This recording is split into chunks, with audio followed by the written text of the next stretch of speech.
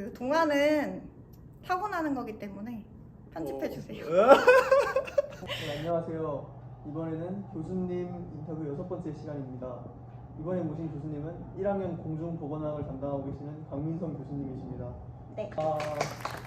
네, 안녕하십니까. 저는 국립중앙의료원 중앙응급의료센터에서 근무하고 있고 1학년 학생들의 공중보건학을 가르치고 있는 강민성입니다.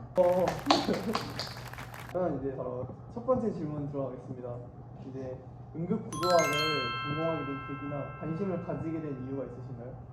사실 저는 응급구조학과 들어올 때까지 응급구조학에 대해서 사실 잘 몰랐었고요. 가족분들 중에서 이제 의료 계통에 계신 분들이 많았는데 응급구조과가 이제 뜨고 있다는 얘기도 많이 해주고 또 그 당시에는 중앙특제도 있었기 때문에 그런 부분들이 나중에 좀 도움이 될 수 있겠다고 저희 부모님한테 얘기를 해주셨었고 저희 부모님도 꼭 전공을 살리진 않더라도 다른 사람한테 도움 줄 수 있는 직업이면 참 좋겠다고 얘기를 주셨어서 그래서 응급구조과에 진학을 하게 됐습니다. 혹시 이제 응급구조학을 지금 전공하셨는데 다른 전공을 선택하셨으면 어떤 전공을 생각하셨는지?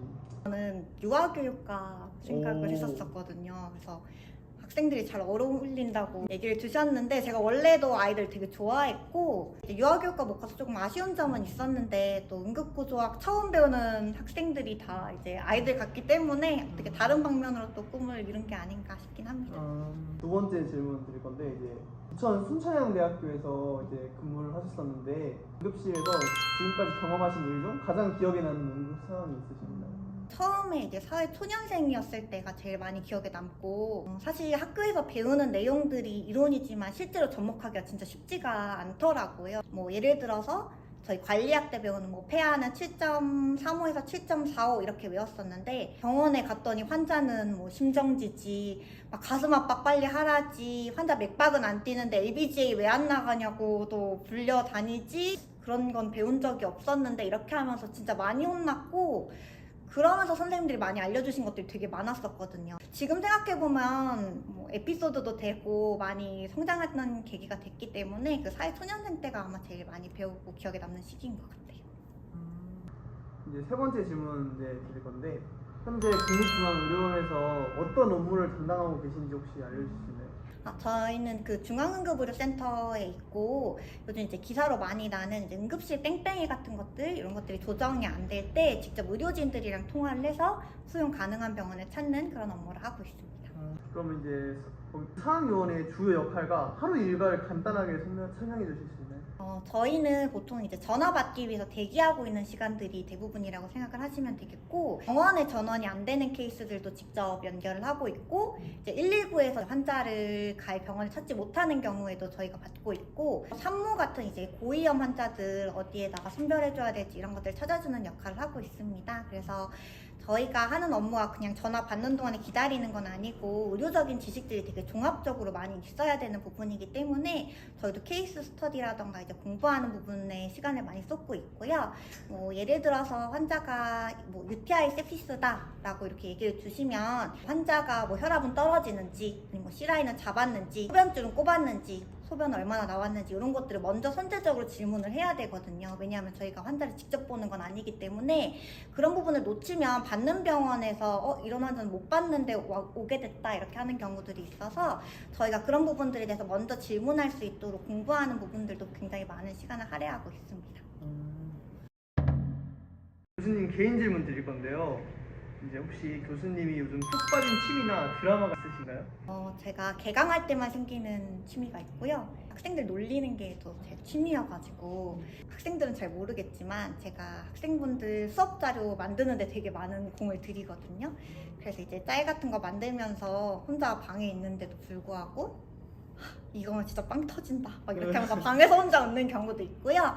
또 수업 때 학생들이 이제 질문 같은 걸 하면 답변을 되게 여러 종류로 주는 경우가 많아요. 학생들 답변을 통해서 이런 부분이 좀 필요하구나 이런 것들도 좀 얻을 수가 있고 정답을 말했을 때 진짜? 진짜 그렇게 생각해? 이렇게 놀릴 때가 되게 많거든요. 그럴 때 여러 학생들 놀리는 재미로 이제 개강 때만 생기는 취미였다가 방학 때 잠깐 휴지기를 가졌다가 다시 개강 때 생기는 취미가 있다고 보시면 되겠습니다. 오늘 추가 질문인데 교수님이 좋아하는 음식이나 간식이 있으신가요? 제가 원래 간식을 잘 안 먹거든요. 그 밥을 좋아해서 삼시세끼에 굉장히 진심이고 간식을 잘 안 먹고 학생들한테 이제 점심 메뉴 추천하면 요즘에는 이제 중식을 또 많이 추천해 주시더라고요. 그래서 마라샹궈 한번 먹어보라 그래서 최근에 먹었는데 이제 좀 푹 빠지게 돼서 최근에는 이제 먹게 됐고, 2호학번에 임찬서 학생이라고 있거든요. 네. 마라샹궈를 시킬 거면 그 무조건 계란볶음밥을 시켜야 된다.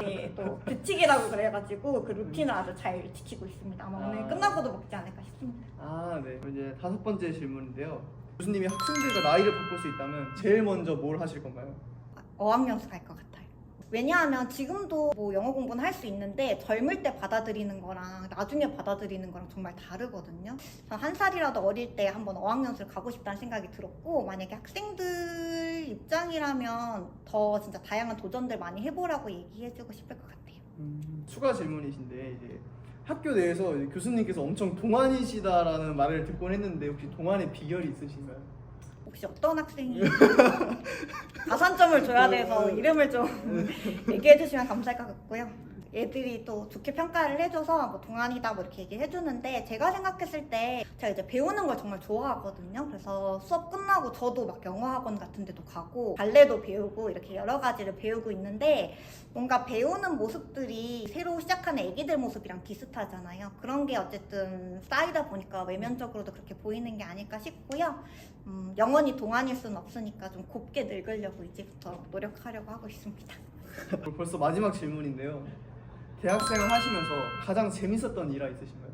저는 그 공부도 중요한데 노는 것도 정말 중요하다고 생각하거든요. 왜냐하면 공부는 언제든지 할 수 있는데 노는 건 정말 딱 이 시기에만 느낄 수 있는 추억이어서, 어떤 기억이 있냐면 제가 학교에 그 DJ DOC가 축제 때 온 거예요. 연예인 처음 보니까 너무 신나서 흥분하고 뛰어놀다가 이제 집에 갈 때 지하철에서 보니까 발톱이 하나 없더라고요.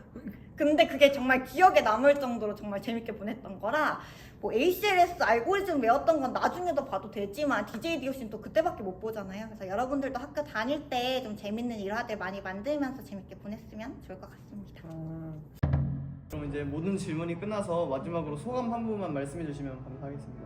2학년들은 아직 만나보지 못해가지고 재밌게 볼지 모르겠지만 1학년들한테 또 재밌는 영감이 되는 영상이 되었길 바라면서 마무리하도록 하겠습니다.